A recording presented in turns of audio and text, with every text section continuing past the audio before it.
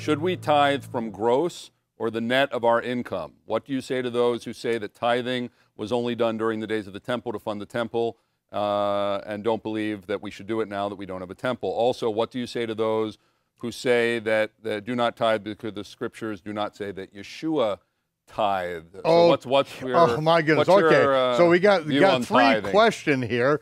First of all, should we gross or net?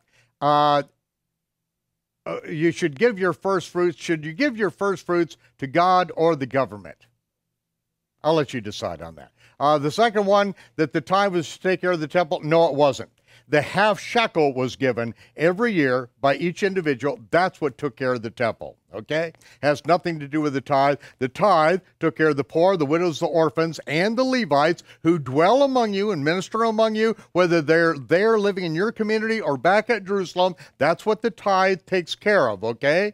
And also part of your tithe is so that at the feast you can go up and buy a sheep, a fatted oxen, wine, strong drink, and have a party.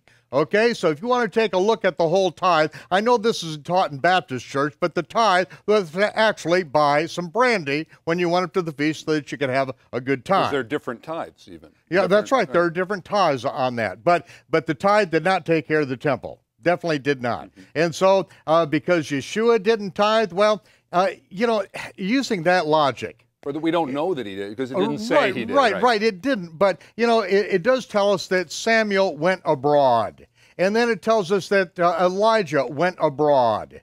And it never tells us that Yeshua went abroad. So does that mean that Yeshua didn't go abroad? Because abroad is just a polite way of saying he left the camp and went out to the bathroom. And it never says that Yeshua went abroad. Does that mean he never went out to the head? No, just because it's not written there doesn't mean that he didn't do it. I mean, people, you can't use that as some kind of logic of what Yeshua did or didn't. There are no pianos in the Bible, so we got a denomination out there that doesn't have pianos for the worship service because the piano isn't listed in the Bible, okay? So, I mean, you can get into some weird stuff by that. What else do we have there, Ty? Tithe more than anything else is a heart issue. That's right. Are you willing to let go and give and sow into ministry and help people out? Yeah, this is really what it comes down to. Yeah. Yeshua said, be a giver. Just be a giver. Every chance you have, if there's a question of whether you should give this much or that much, give more. Just be a giver, because when you give, it will be given unto you. Men will give unto your bosom. Pressed down, shaken together, running over, shall men give unto you. And so in everything that Yeshua is teaching us, he says, be a giver. You've got one life, and at least a tenth of our life belongs to him. Find a place to sow it.